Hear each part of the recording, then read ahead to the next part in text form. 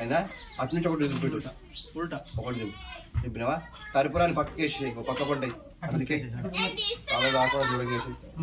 వేసావా తట్టు సంచున్నట్టున్నాడు ఇద్దరు తొడమైన నీదిక్కు దింపు తొడమైన నీదిక్కు దింపుకొని నీది సైడ్ దింపుకొని చాతి వైపు దింపుకొని నిలువుగా పట్టుకొని కొట్టి 2 పచ్చలు వేరు వేరి కింద కొట్టాడు